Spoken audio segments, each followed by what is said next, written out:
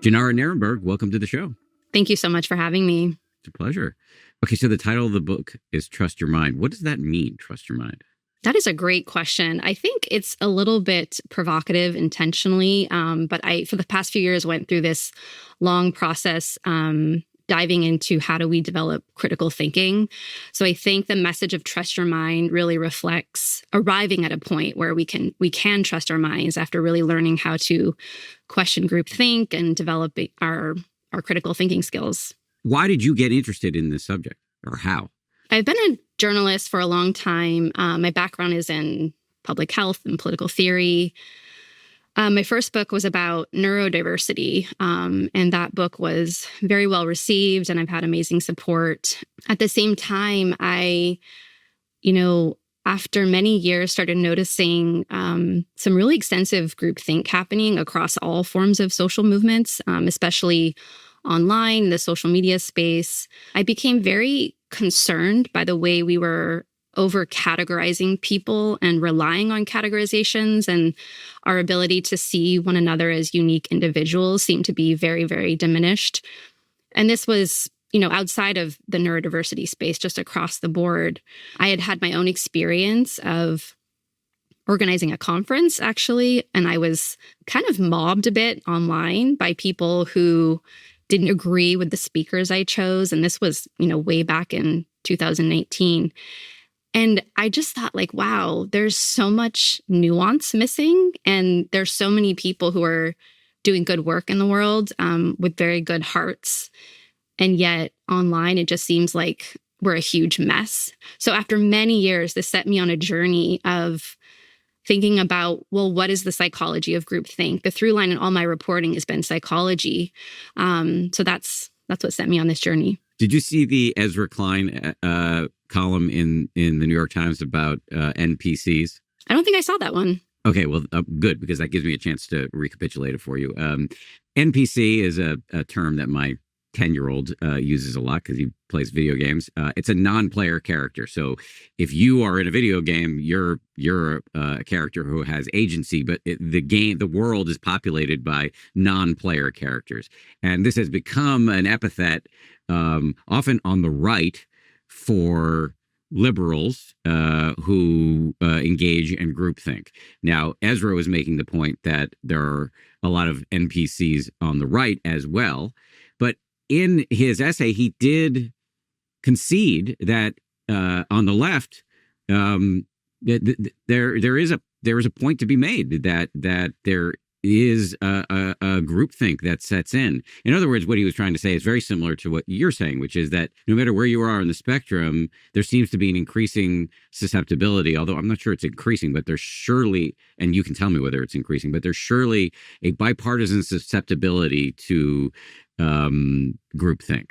Absolutely. And I grew up in the Haight-Ashbury in San Francisco and went to UC Berkeley. And that's really my grounding in the world for how I see the world, right? I grew up in a very diverse, multi-faith, multi-party, multi-class neighborhood and family. I thought that that's what it meant to be like a liberal, open-minded thinker. What became really challenging for me in observing a lot of the modern social movements on the left, to be honest, was just that it got too narrow-minded and too out of hand. So I feel like this book, in some ways, is a love letter to the left through the form of critique and saying, where did we go wrong? Why can't we hold space for unique individual thoughts within all these groups? I think the left has been such a powerful force in championing marginalized communities. But then when we only see people as a group, I think we really lose the plot. And there's, of course, a lot to be said about groupthink on the right, particularly when it comes to the influence of religion.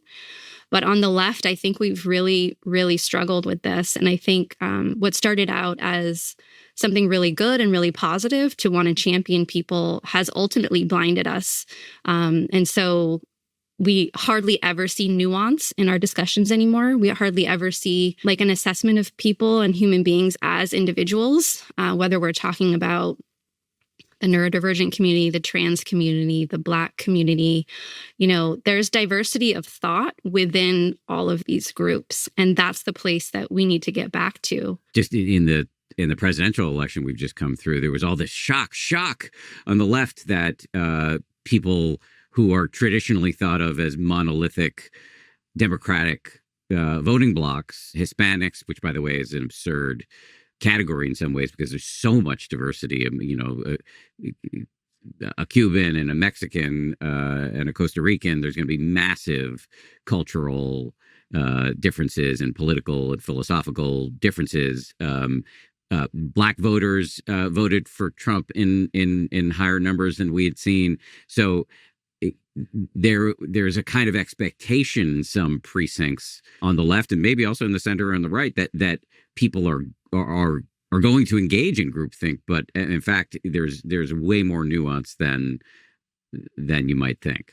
I think the internet, the algorithms, social media it's sort of created this swirl that has kind of funneled people into at least performing like they all think alike. But then I think after so many years, it really is at the point where people are no longer questioning themselves and they really are starting to think all alike until you pull back and you have to sort of take assessment of, okay, what do I really think about this? Do I believe this? Am I just posting this because my so-called group is also posting this?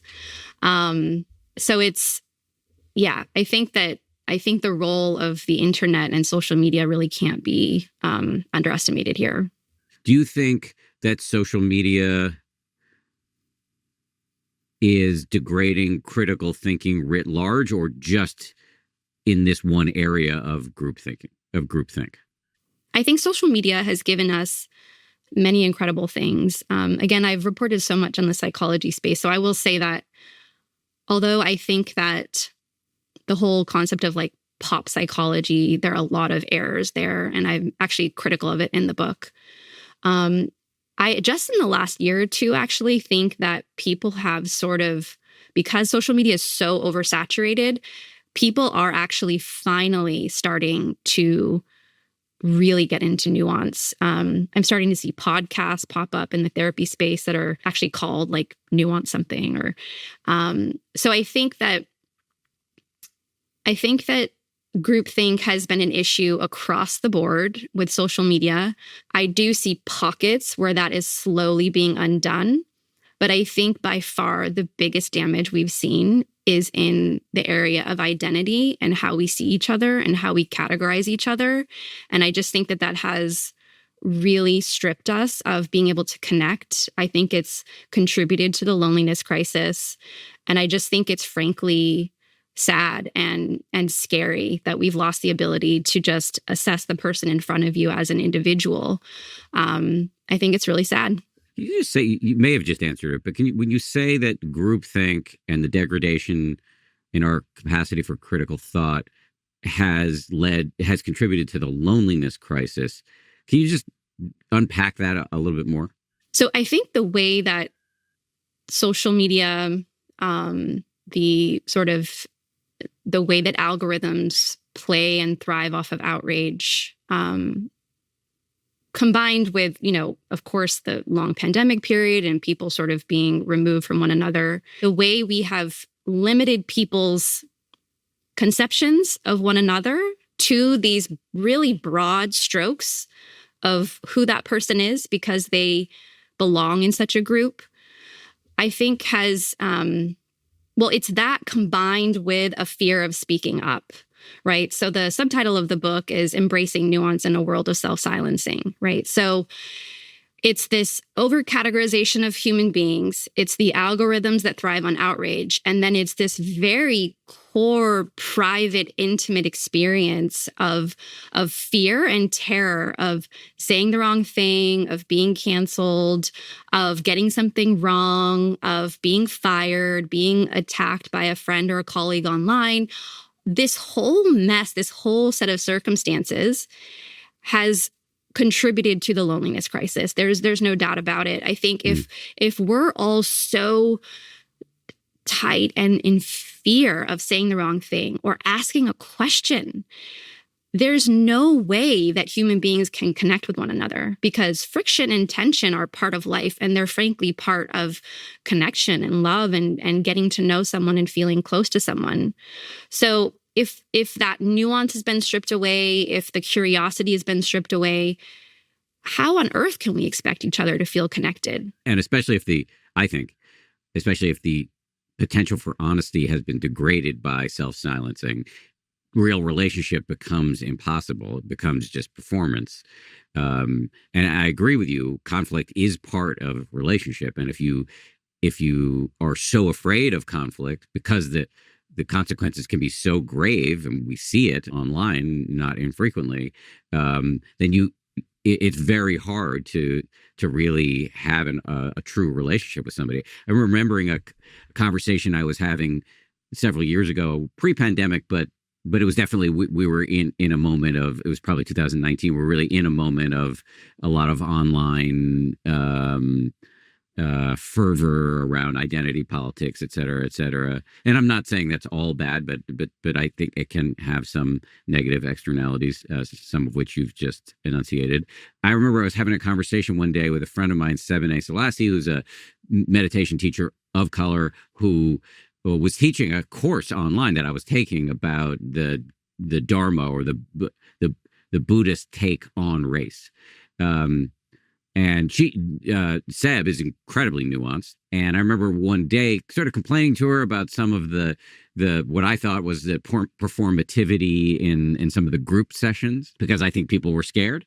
And she said to me, you can say whatever you want to me, because I'll never kick you out of my heart. That's a real relationship. Absolutely. That's beautiful. I think that that's a great take. And I'm familiar with some of her work, and that's, I think we just need more of that. I think that we need to open our hearts again to nuance and to being okay feeling questioned, and frankly develop the tools as well that come with the uncertainty, right? The uncertainty of being asked a question, or the uncertainty of putting yourself out there and asking someone else the question. So I love that exchange between the two of you. To your credit, this book is filled with practical tools. Before we get to that, though, just staying on a sort of higher level, is there data to show that critical thinking is on the decline? Is there any way to demonstrate this empirically?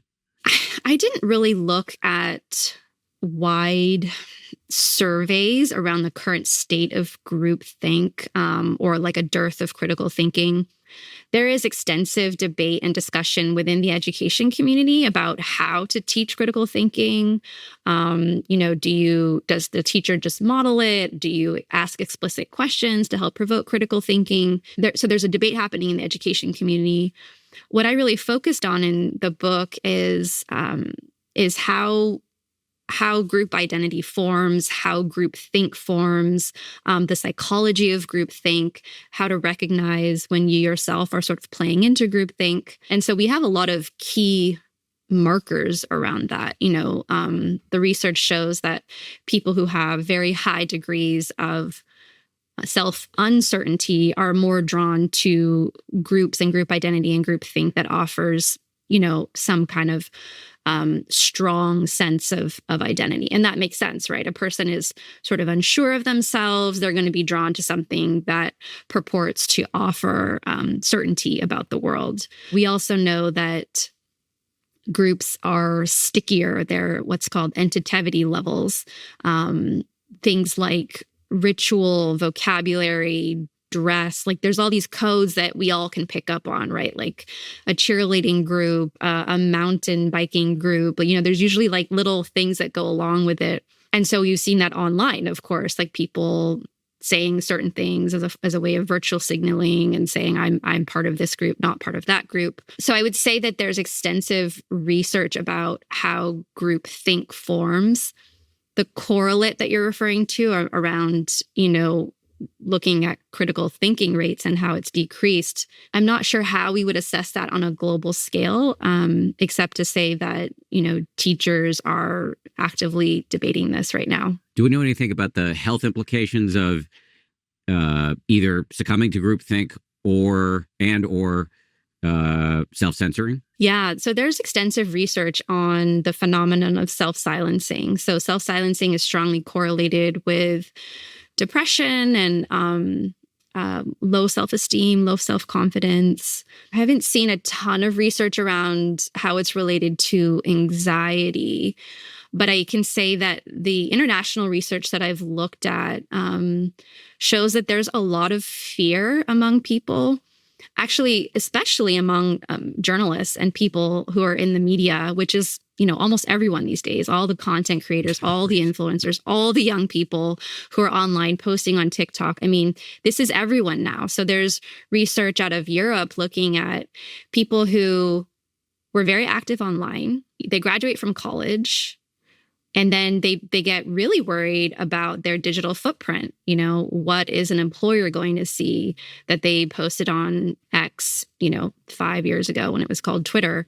So there's definitely a lot of research looking at how we're all in this heightened climate of fear, because there's so much uncertainty around how am I perceived now, offline, in the real world, in a very different stage of life compared to where I was 5 or 10 years ago. Is it never appropriate or healthy to go back and take a look at somebody's Twitter feed and say, wow, they posted some seriously racist shit before. Maybe they shouldn't be CEO of this company or confirmed for this cabinet seat? I don't have an answer for that. I think that this is a very complicated question. I think it depends on where you fall on the spectrum of free speech advocacy. If you're a free speech absolutist, then, I think somebody might be more inclined to say, well, no, you should hire the person. I think in this day and age and the climate that we're in, someone could say that shows very poor judgment. And why would we want someone on the team like that? So I think it's so nuanced and so case by case. And I think my goal is to really help people think through these questions and think for themselves, because I don't think that there's a blanket answer. And I think because our lives are online and people change throughout the course of their lives, we do have to start facing these questions. I mean, as we're seeing right now with Vance and Musk and the young guys' posts from before.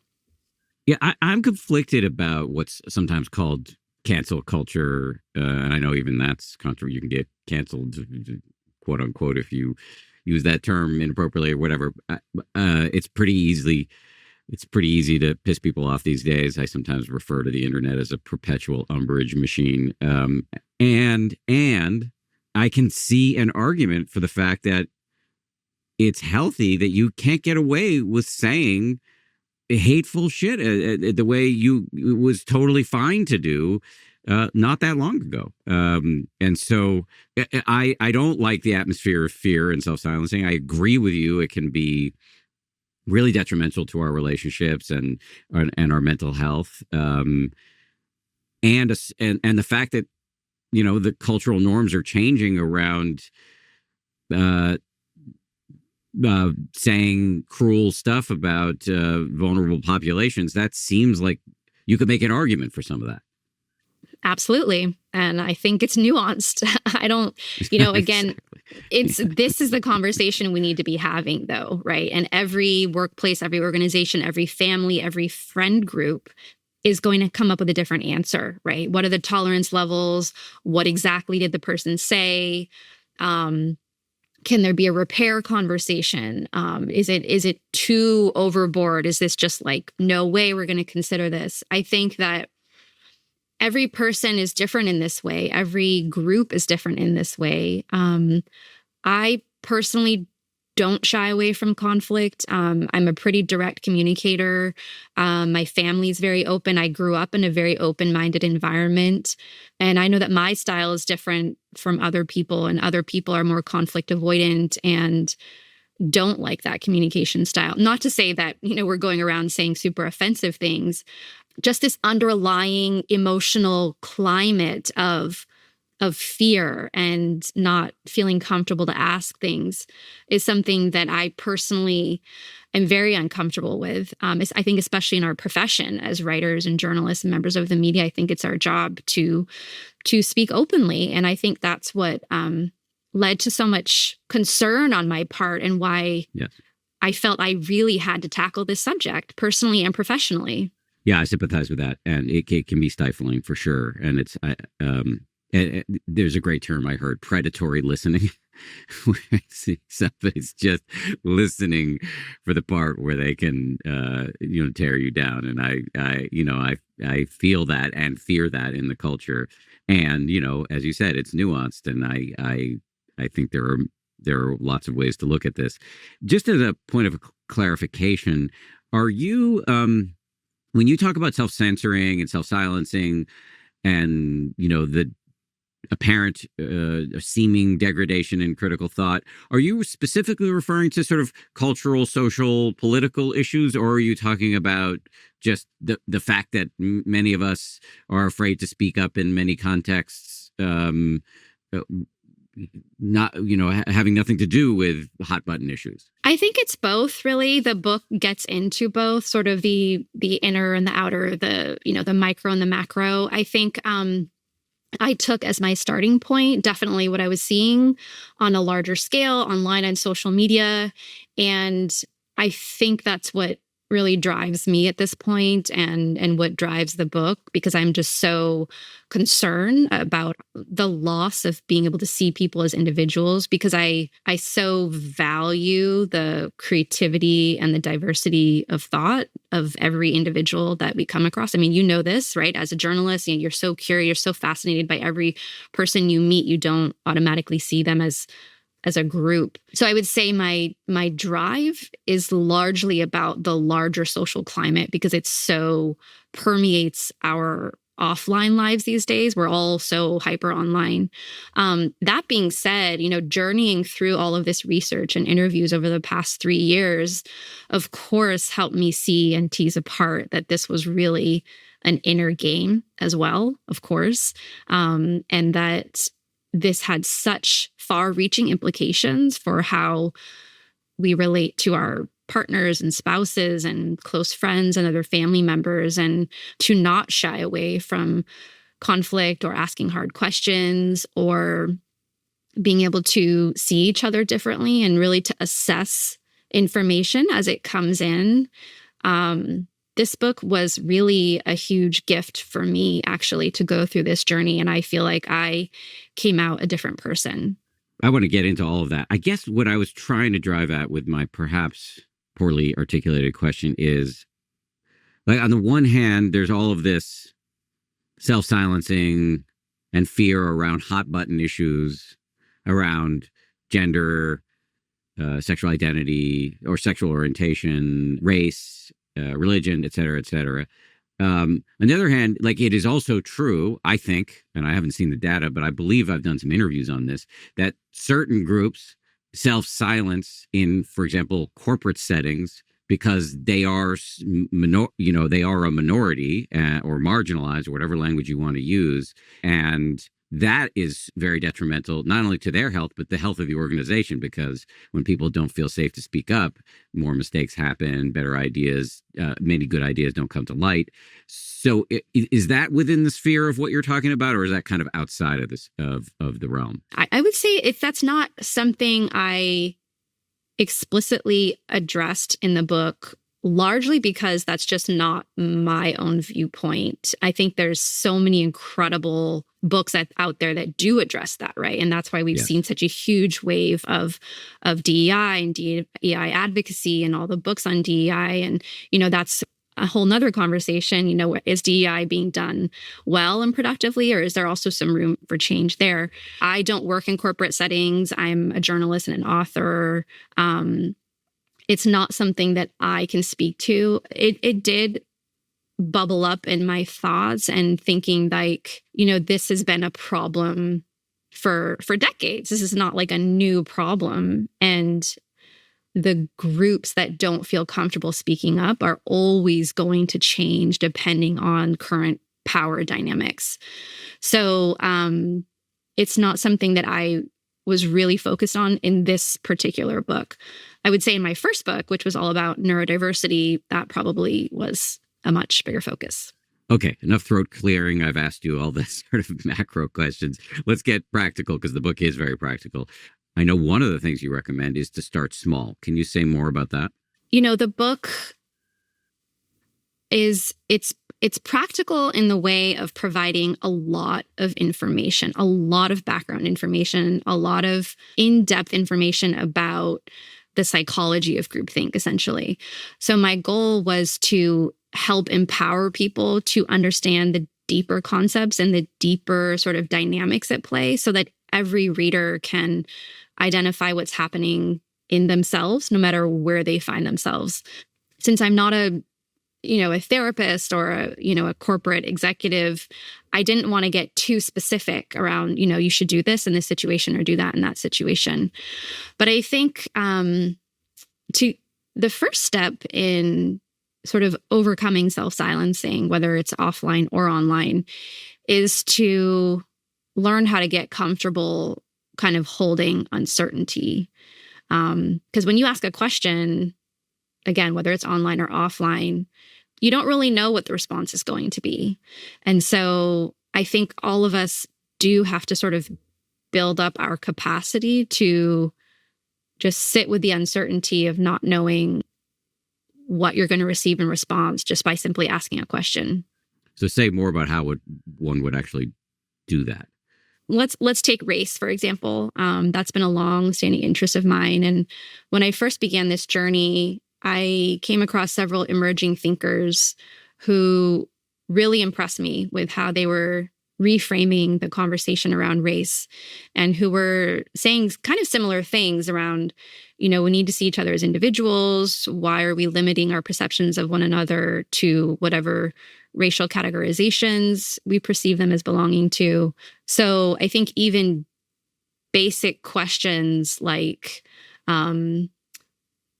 what does your cultural background imply about X, Y, and Z? I think we're living in a climate now where people feel even afraid to ask that, and it wasn't like that, even 15, 20 years ago. It used to be a very rich, like a source of rich conversation to ask somebody about their cultural background or how they grew up doing something.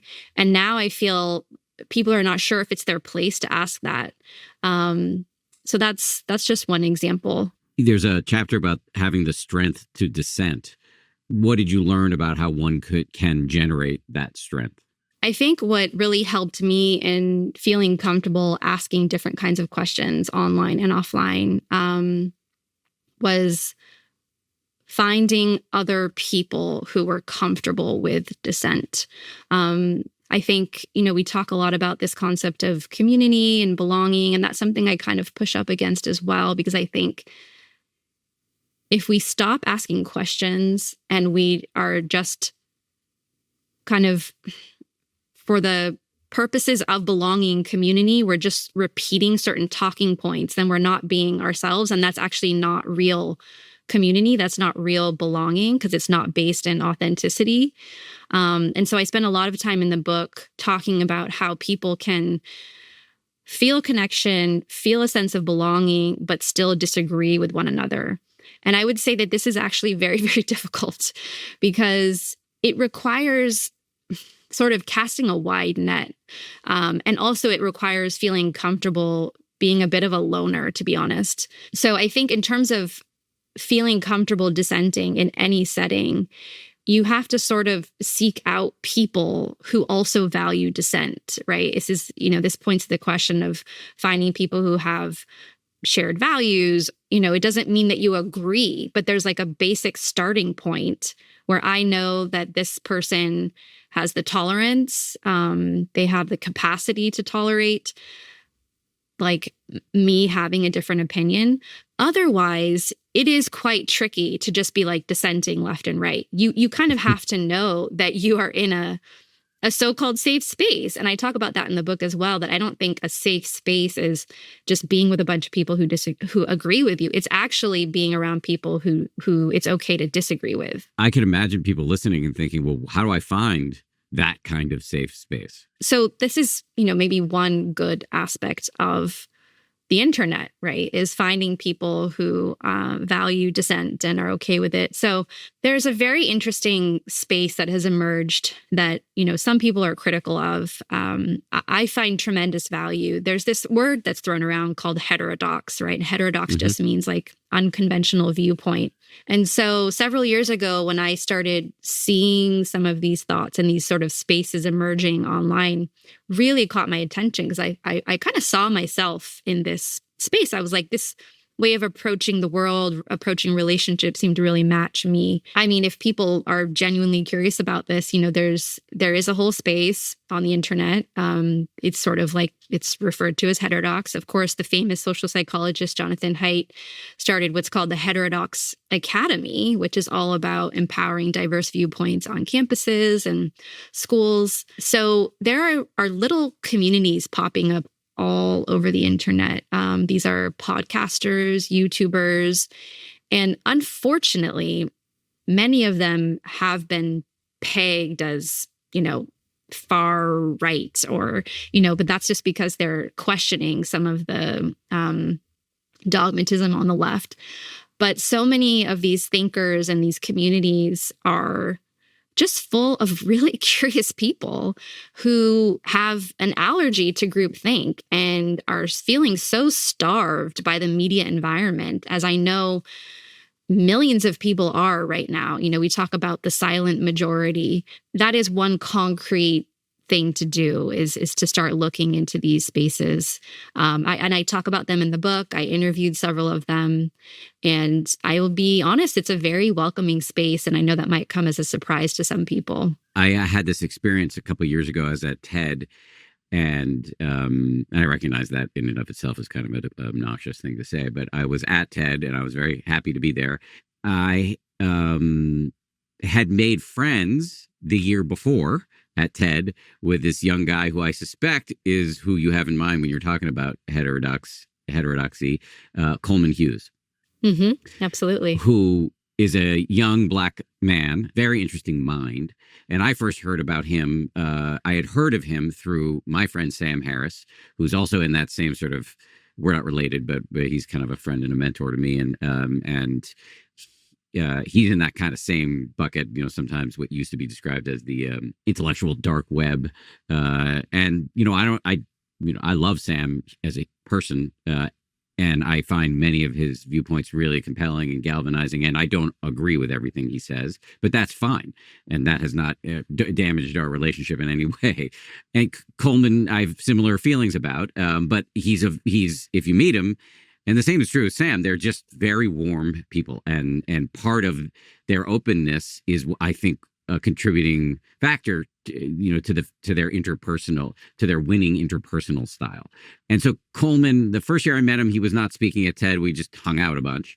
I was like literally standing behind him in the lunch line, and I recognized him, and we talked and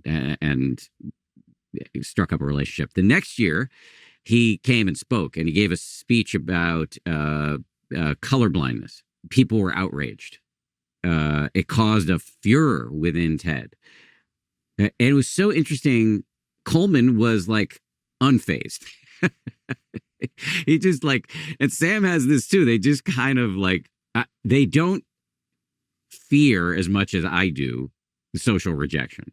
And I actually don't know enough about the nuances of the arguments around colorblindness and whether Coleman was right or wrong. I'm not making a case on any of that, except to just back you up my own personal experience in dealing with people like Jonathan Haidt and like Sam Harris and like Coleman Hughes, that there is this kind of it's interesting. They on the one hand have this apparent, Jesse Singal I would also put in this category, this apparent lack of fear of offending their own tribe and offending anybody, and they're also really friendly and nice. And yeah, I don't know why all of that is, but it seems to be a real trend. Absolutely. I appreciate your insight. I think that there is this really amazing, fantastic space and these emerging thinkers and philosophers who are just asking questions and pushing back. And they're not even obnoxious questions. Like they're just really basic questions. But because they're not fully in line with the talking points of a certain political party, so many of them have been, sort of maligned. And I don't know, like, I think I understand it politically. I think it's strategic, but on a personal human level, I don't understand. I think it feels like these people are coming from a good place. I frankly would love to see more people like this. And I think that, these are the kinds of norms and values that would really help lift our society up right now. Speaking openly, learning how to see each other as individuals, being okay asking questions, welcoming diverse viewpoints. I mean, that all sounds amazing to me.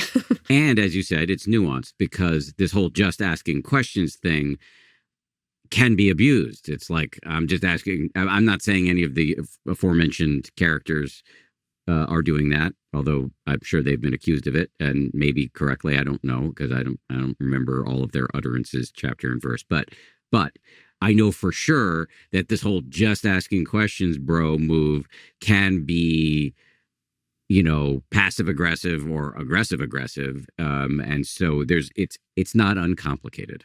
That's a great point. And yeah, probably when I said it, it came across way too oversimplified. And that's, I think, because I'm not at all talking about people who are coming at this with bad intentions and who are just saying like outrageous things, or who are saying things for the purposes to rile people up. Like that's not at all something that I looked at. I was really focused on these emerging thinkers who I believe are coming from a good place. And I think, like you said, really communicate a lot of warmth and openness. So that is a careful distinction that, my editors and I were careful about in this book, was like, when you talk about free speech, it can be complicated, right? Because we're not talking about just opening the floodgates and people just saying whatever or asking whatever. And, there's a meaningful debate to be had about that. But I think where I'm coming from in my own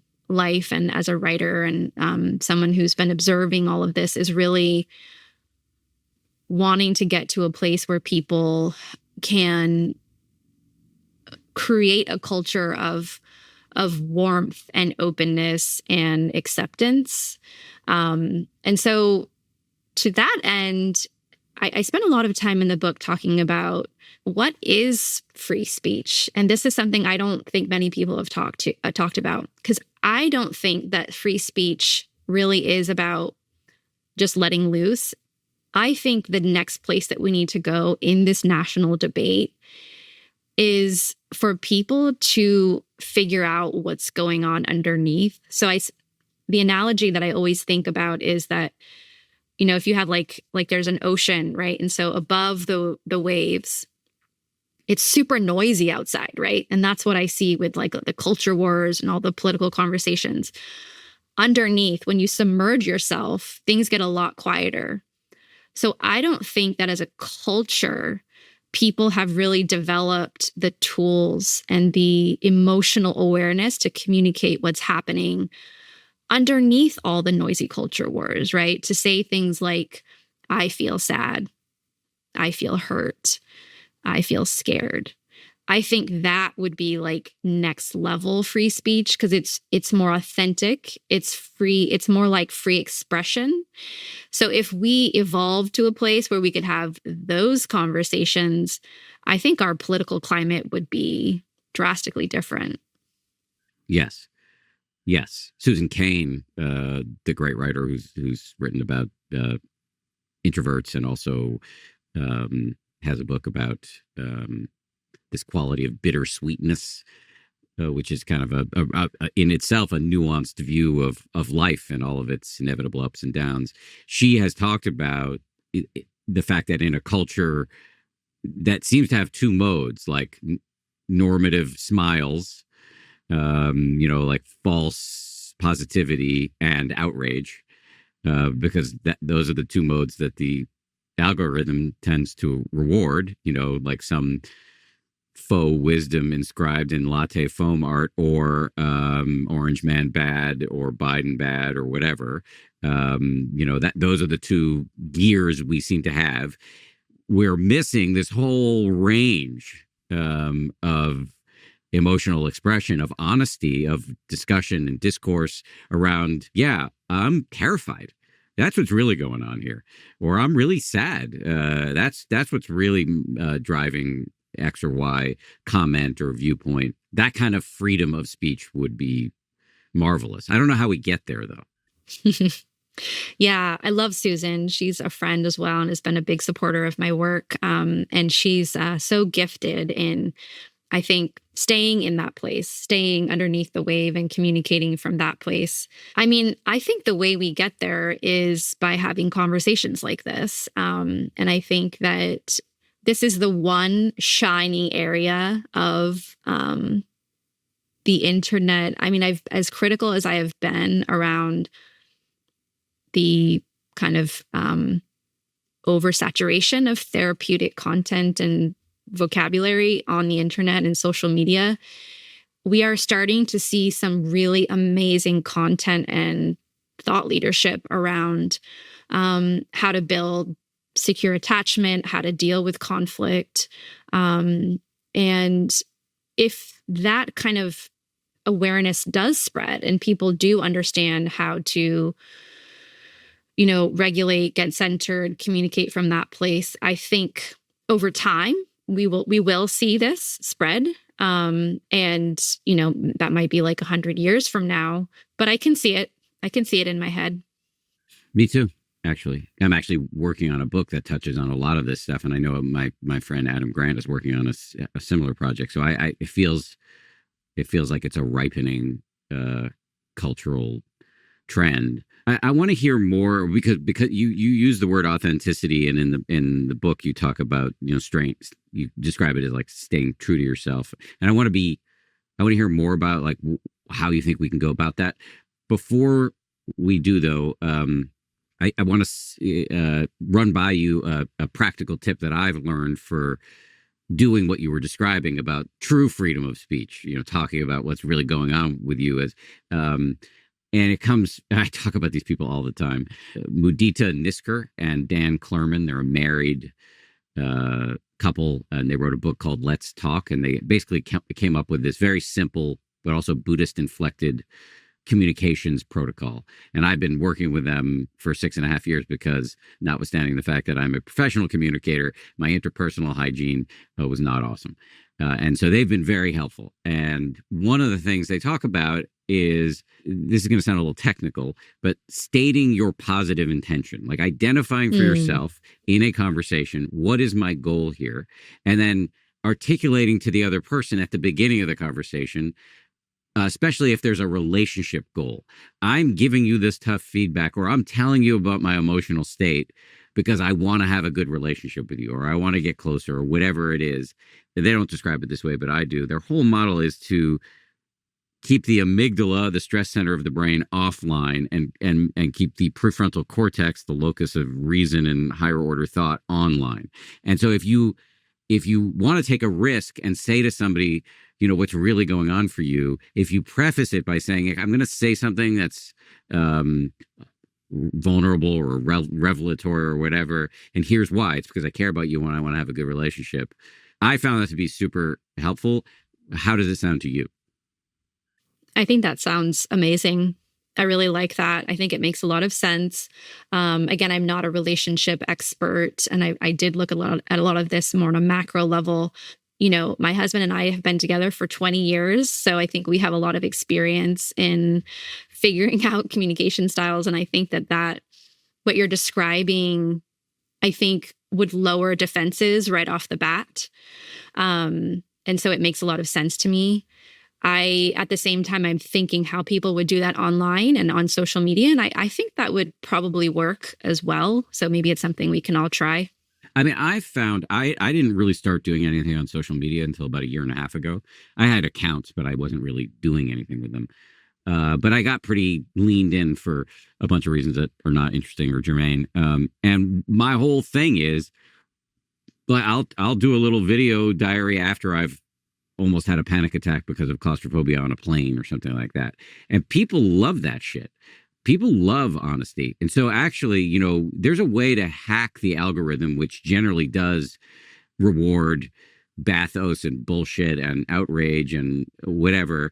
But it also rewards, like, people really want realness. There is a real, to be cute, thirst for realness. And so I actually think taking these types of risks online in public is worth doing if done in the right way. Mm-hmm. That's a great point. And I mean, that's something I also addressed in the book is the sort of vulnerability wave that we saw, especially after Brene Brown's work. And I think the openness of people like sharing these deeper emotions or deeper experiences was so huge in shifting our culture to be more open about mental health. And that is something that I have definitely championed a lot in my own career and in my first book as well.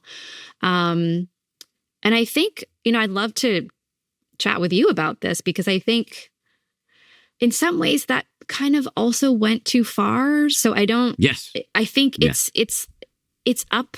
Again, it's nuanced. Like every individual has to figure out, is an influencer just doing that to play the algorithms? Are they sort of getting even deeper into the mud with their, so-called like victim mindset about something? Like, is that the point? Have we gone too far? Because again, that's one of those things that I feel started out with really amazing intentions and amazing potential and had incredible results for our national conversations about mental health and well-being. At the same time, speaking again to, what so much of this book is about, which is the over categorization of people and the extensive group think, we've gotten to the point where in people's bios, it's like, I belong to this category and that category, and I have this going on with me and that going on with me. And it's like now the whole idea of sharing ourselves and sharing our unique, nuanced experiences has just been funneled into like, oh, I have this disorder or that disorder, and I have this label and I belong to this group, as a way to sort of simplify or cut to the chase. So I don't know. What are your thoughts on like the balance of vulnerability? The one area where I can really specifically comment is on vulnerability around mental health issues. I think it's incredibly positive that we're in a world where people can be open about it. And I've read a lot of good pieces about the fact that the online oversharing, it can be counterproductive, even if it does come from a good place, because it has a contagion effect. It makes people feel even, at its best, it makes people feel not alone. At its worst, it really makes people wallow with you. And so to me, the dividing line between helpful and not helpful is, do you then share something you can do about it? So if I'm going to talk about having had a panic attack, I will then say, okay, here's what you can do about it. And so I think we want the normalization and the help. And if you're only doing one all the time without the other, that's where I think things get problematic. And then it raises the question of, well, like who's doing the sharing? Because some people might not be in the best position to like share, a tip or a point. There's a lot of misinformed people out there. So there's that concern. To invoke Sebene Selassie again, this quote I heard through her, but it comes from somebody else. But the quote is, we should teach from scars, not wounds. And so I think if you're in a florid mental health decompensation, probably best not to go on TikTok. If you are on the other side of it, or you learn something amazing from your therapist, that's a good moment to be helpful in public. I want to get back to your book because I realize that we have limited time, and I really do kind of want to get at, to the extent that you're comfortable, some of the things we can do to live up to some of these ideals that you're pointing us toward. And so just on the notion of authenticity or staying true to ourselves, what do you recommend that would help us have the gumption to speak up in a real way publicly on sensitive issues? So much of this book really is just processing and synthesizing these macro things, like what's happening to our minds as a result of the algorithms, and sort of like trying to weave together some kind of explanation, which I think helps people in itself to sort of place things and map things out. Okay, this is happening, that's happening. But to get really specific and the individual experience, I think that every person kind of just reaches their own tipping point, right? I think if you are in a place where you are fed up with what's happening online and offline, and you yourself are really noticing that it is hard to speak up, it's hard to disagree. It seems like all your friends believe the exact same things. On social media, you never see people expressing something different. If that starts to bother you, if you start to feel a little bit of an allergic response, I think that that's a really good, healthy sign. I think that that is you picking up on a kind of existence that's not really based in reality, right? I mean, we know that there's so much diversity in the world, diversity of thought, diversity of viewpoint, experience, perspective, opinion, like that's reality. And so I think the first step is really noticing that and honoring it, and not really questioning it, just being like, okay, like this is the reality. I'm part of this online world. There seems to be a very like a flattening effect, flat culture that I'm observing. I go to work every day. I go see my friends on the weekends. There's something missing here, right? So if you find yourself in that position and you are starting to notice, I think that's a great first step. The next step, I think, is then starting to get informed yourself, so that you can sort of pick up on how people do this, right? Like if there are other models out there. So again, sort of looking up these new emerging spaces for diverse conversation and diverse viewpoints can be really helpful. And I think it's totally fine for that to be like a private experience. You don't have to just go bulldoze through your friend group and, just sort of like bring up all this controversial stuff. I think that it does require some exposure to how this can be done in a healthy and productive way. So, in the book, I talk a lot about different thinkers who are sort of pioneering a lot of this. A lot of them are in the so-called heterodox space. Many of these people have started little communities. Once you do some of that and kind of get exposure to a different way of being with one another, and you kind of embody your own comfort with that, and you figure out what is bothering you, what you have questions about, why you feel a little uncomfortable at that work meeting or at that friend hangout, I think it's perfectly fine in like a one-on-one or small group setting to kind of just bring it up. Like, hey, I was reading this thing. What do you think about that? I've kind of noticed X, Y, and Z. What I have found in talking to people in that same way is that they are also honestly oftentimes having those same thoughts and questions. And so that's where the danger is, like, because we're also afraid, because we're self-silencing and people are afraid to step on each other's toes, no one is speaking up and articulating these nuances. So everyone just thinks that everyone else thinks the same thing and that they're not having those questions. But many times they are. People crave depth, people crave real talk. And this is another example of it. I mean, we are all bombarded with these issues and this information every time we pick up our phones, right? So it is on our minds, it is affecting our mental health and well-being. Once you kind of let yourself go there, I think it opens it up in a really nice way, and you start to figure out who in your circles feel similarly, want to talk about things, have questions, have concerns. So that's a great way to start. Is there evidence to suggest that diversifying your media diet can help with critical thinking? There might be. I didn't look so much at our news exposure. I was more interested in the way people do or don't allow themselves to be exposed to opinions of people in their social circles.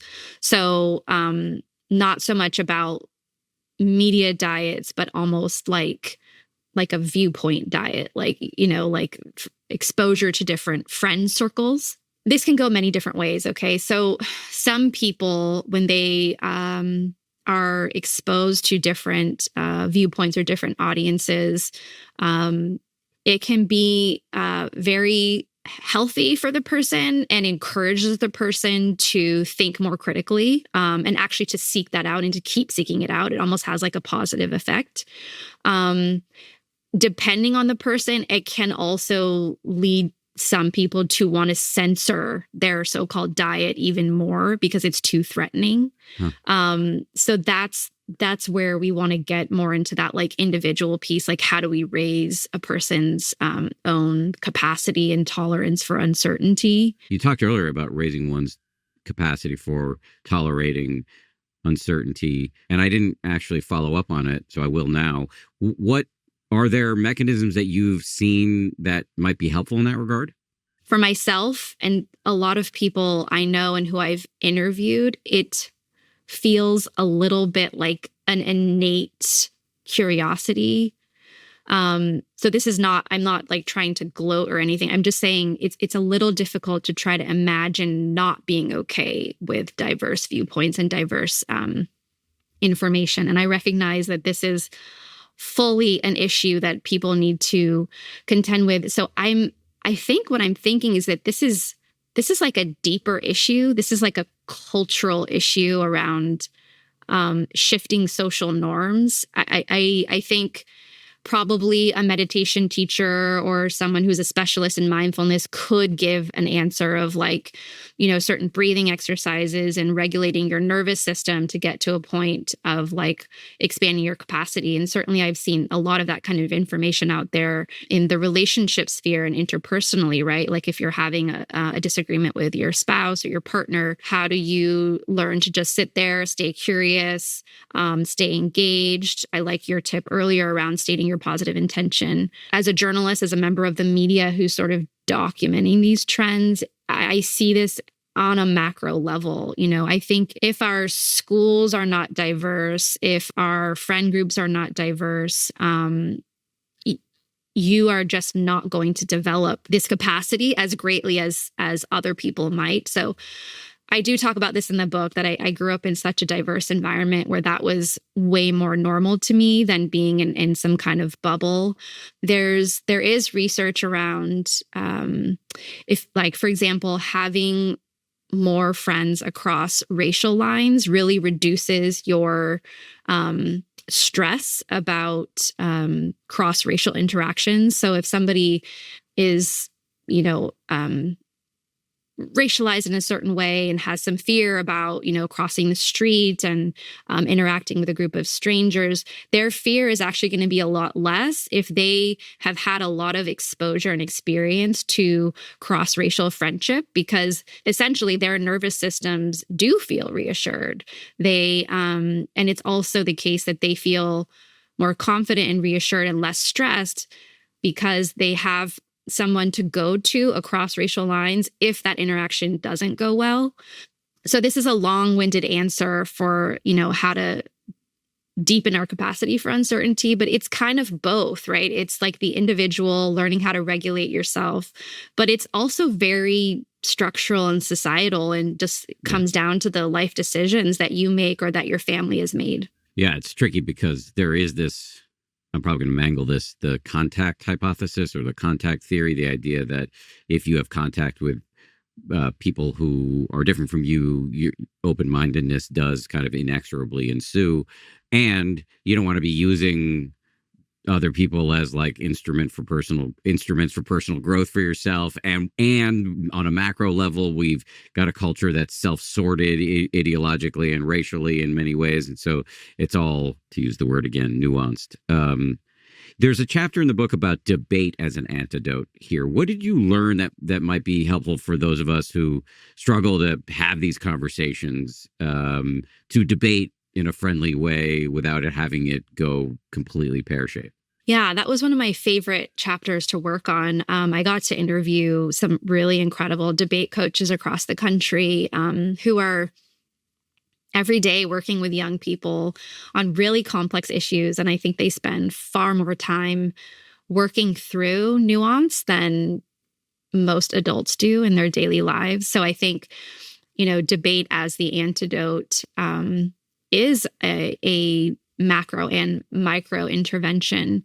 I think what was really valuable in those interviews was, these are debate coaches who work with students from a young age to see many sides of something. So these people have to prepare for these competitive debates, and they don't know what side they're arguing for, right? So that requires being able to really see, right? I mean, this is sort of a spiritual and metaphysical thing, as you were referencing with some of your other colleagues, like to really open your awareness, to really see, to let yourself imagine the perspective of somebody else and how they might see something, even if it's completely opposite of how you feel or how you've been taught to feel. And I think something so critical came out of those interviews, which is that these young people actually stopped seeing things in such black and white terms. And this one coach told me that there was almost a sort of loss of innocence, loss of naivete, because they realized that the world isn't black and white. There's always multiple ways of seeing something. And so in my mind, I almost think of that as a little bit of like a Zen way of moving through the world. It does imply a little bit of detachment, which is so opposite of how we're sort of conditioned, especially in American society. You're supposed to have like super strong opinions on everything, but it turns out that's not always healthy. And so to really get grounded, develop compassion and empathy, you do have to learn to see all sides of something. And that is a very philosophical and spiritual question and journey to go on, which is, as I say, writing this book completely changed my life and view of the world and other human beings. Debate is this incredible skill that I think we should all develop. And it does go back to that question of, this is also a macro thing. Like, I didn't have a debate club where I grew up. I went to public schools in San Francisco. And as amazing as that was, we didn't have the resources for debate clubs. You also write about the power of comedy. And I'm curious, like what role does comedy have to play here? Yeah, writing about comedy was really fun because this is obviously like a very relevant question at the moment, the role of stand-up comedians and pushing back against social norms and things like that. And how far does a comedian go and who decides that? And do the networks decide? Does the audience decide? I wanted to write about comedy for a few reasons. One, to really honor the role of comedians in forcing us all to think more critically. Also to look at the healing power of comedy and of laughter. And there's a lot of neurological studies and looking at the role of humor, what makes people laugh. But importantly, how laughter and humor reduces our stress levels, brings people together, serves evolutionary purposes of even sorting who can be a good partner, because learning how to finesse your way through stressful, intense situations serves evolutionary purposes. I think I veer on the side of like tolerating provocative comedy because I think the benefits outweigh the cons. So I wanted to open up the discussion around comedy to say like, hey, this is really important. If we are depriving ourselves of something that seems too risky or has the potential to offend us, people can walk out of a room. They don't have to expose themselves. But I think we miss too much if we like over censor in that direction. And I think comedy and laughter has the potential to be a very unifying power. So I feel very uncomfortable with the idea of trying to make comedy more and more safe. So I wanted to open up that discussion so that people were a little bit more aware of what's at stake. There's a great riff from Leslie Jones in a Netflix special a couple of years ago about how 20-year-olds are failing us. We look to people in their 20s to be, like the examples of having fun in life. And she had so much fun, was partying her ass off in her 20s. And now the average 20-year-old, this is her riff, saying, the average 20-something spends a lot of time saying, "I'm so offended," and she's like, "What's the matter? Did you not find Pikachu?" Which I love. Oh my I gosh! actually think I work with a number of 20-somethings, and actually work out with a whole separate group of 20-somethings, and I don't hear them saying I'm offended often. But it was a funny bit anyway. Is there something you were hoping we would get to that we failed to get to? No, I mean, I'm actually just starting this process of, doing interviews for the book. So I really appreciate all your questions. I know your audience is used to, kind of more practical content, but hopefully this information was helpful. I'm happy to discuss anything else. Before I let you go, can you just remind everybody of the name of this book and your prior book and anything else we should know about from you? Yeah. So the new book is called Trust Your Mind, Embracing Nuance in a World of Self-Silencing. It comes out on May 6th. My first book was Divergent Mind, Thriving in a World That Wasn't Designed for You. I've been so grateful to all my readers. You've been so supportive. I am a little bit of a hermit, but I am on Instagram a fair amount, sharing my international journeys and some of the writing I do. And thank you so much for having me. Yeah, Jenara, thank you very much. Thank you.